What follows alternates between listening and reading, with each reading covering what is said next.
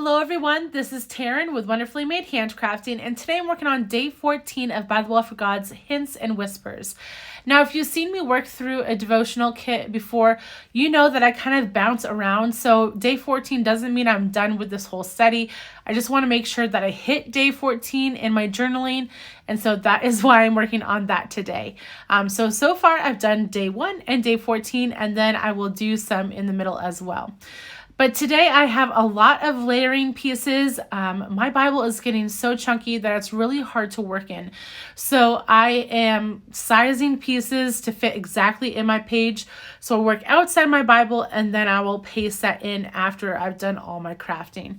So I have this railroad piece of paper that I got from a house of books. I am putting this really fun woods looking clear stickers on that and making some layers on top of some music paper and also that handwritten look paper. That is actually from the paper pack and is absolutely gorgeous. So I'm just creating a bunch of layers with this page. I love how it creates this really nice cluster scene. So it's not exactly a full-on scene, but you get an idea of something. So I'm using this beautiful countryside looking house from the ephemera set because I'm reminded that Jesus is our city of refuge. He is our safety and our place of rest. I want to make sure that I have this forest all in the background and that there's no blank spaces. And then we're going to start working on that handwritten pattern paper in the background. So that paper, like I said, is from the paper pack. I decided to rip some of it off to give a more natural look, and I'm also grunging it up. So this page is definitely going to be kind of a grungy forest countryside look. But I want to make sure that everything is nice and distressed and just kind of ripped a little bit more. And so I'm also deciding to use that piece that I ripped off and just flipping it onto the bottom side. And that creates a more natural look, and I like how it adds more layers. If you see that gold embossed paper up there, that is some extra that I had from last month's kit when I created that journal cover. And so don't throw those kind of things out. So with this pattern paper, I'm also adding some distressed mica stain in the color Specimen.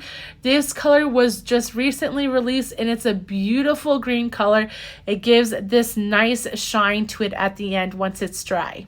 I wanted to add some more layers, so I grabbed one of these labels. I love these labels. They're kind of my go-to when I want to add a little bit of extra lettering and just some more layering. I like the pop of color they give. And so what's great is this new stamp set defined this.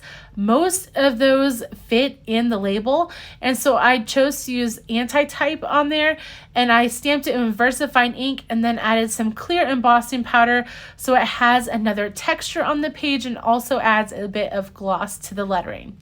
I always add these labels to some cardstock, so I took out one of the flashcards that I knew I wasn't going to use, and I'm going to paste that onto the flashcard and then fussy cut it out. I just like the sturdiness that it gives, especially when I'm adding it to some layers, and also that way you can't see through the label sticker at all.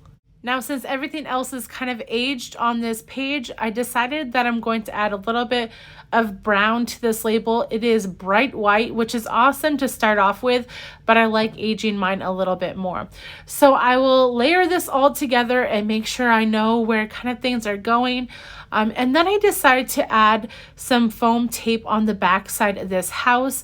Now, unfortunately, I ran out of my scrapbook.com foam tape, which I absolutely love. I need to pick some more up, but I did have a secret stash of Dollar Tree foam tape.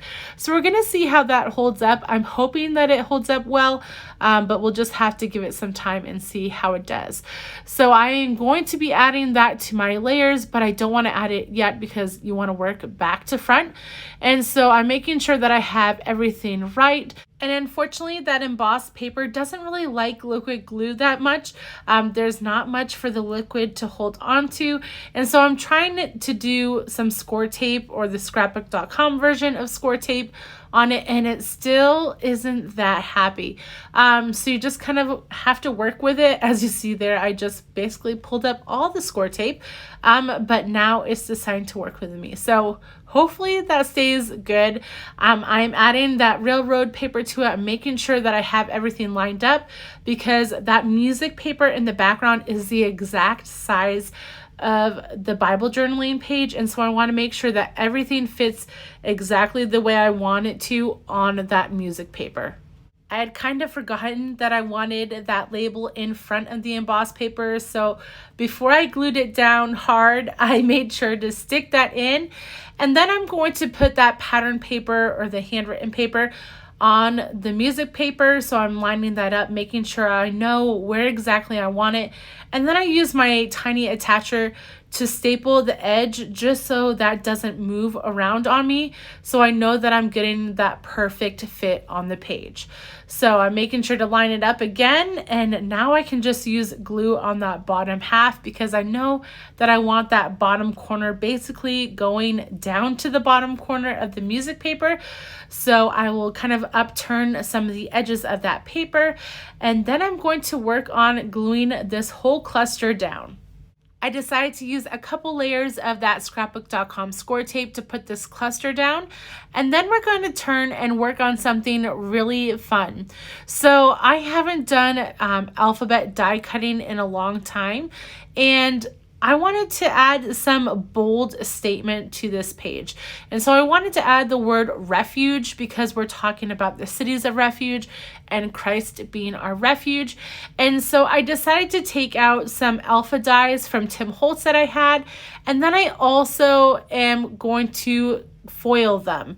So I haven't done this since last fall, but I had this Cosmic Shimmer Gilding Flakes, and I use this double-sided sticky paper from Alteew, and I just basically put that double-sided sticky paper, I open up one side so it's sticky, place it on this cardstock from the paper pack.